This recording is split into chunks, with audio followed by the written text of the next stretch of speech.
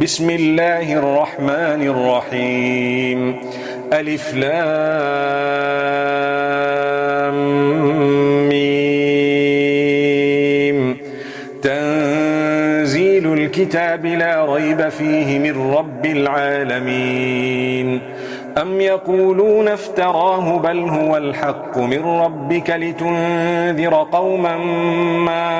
أتاهم من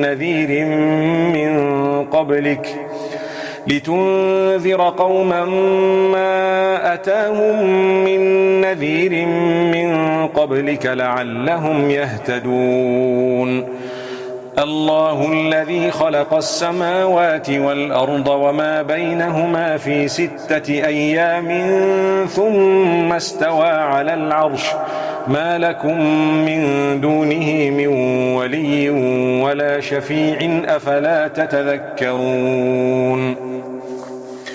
يدبر الأمر من السماء إلى الأرض ثم يعرج إليه في يوم كان مقداره 1000 سنة مما تعدون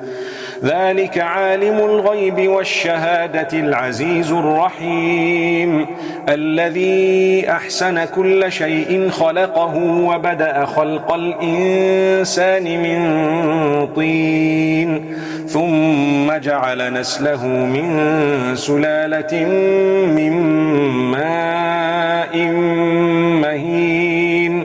ثم سواه ونفخ فيه من روحه وجعل لكم السمع والأبصار والأفئدة قليلا ما تشكرون وقالوا أإذا ضللنا في الأرض أإنا لفي خلق جديد بل هم بلقاء ربهم كافرون قل يتوفاكم ملك الموت الذي وكل بكم ثم إلى ربكم ترجعون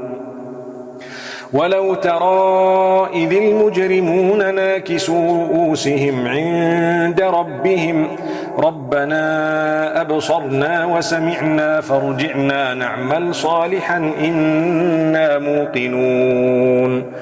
ولو شئنا لآتينا كل نفس هداها ولكن حق القول مني لأملأن جهنم من الجنة والناس أجمعين فذوقوا بما نسيتم لقاء يومكم هذا إنا نسيناكم وذوقوا عذاب الخلد بما كنتم تعملون إنما يؤمن بآياتنا الذين إذا ذكروا بها خروا سجدا وسبحوا بحمد ربهم وهم لا يستكبرون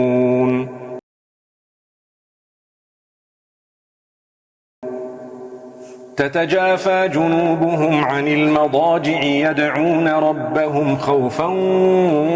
وطمعا ومما رزقناهم ينفقون فلا تعلم نفس ما أخفي لهم من قرة أعين جزاء بما كانوا يعملون أفمن كان مؤمنا كمن كان فاسقا لا يستوون أما الذين آمنوا وعملوا الصالحات فلهم جنات المأوى نزلا بما كانوا يعملون وأما الذين فسقوا فمأواهم النار كلما أرادوا أن يخرجوا منها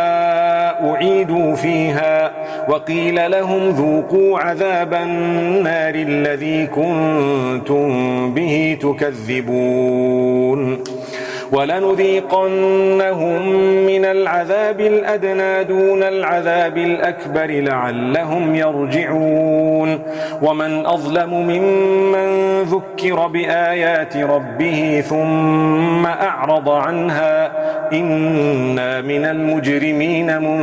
منتقمون ولقد آتينا موسى الكتاب فلا تكن في مرية من لقائه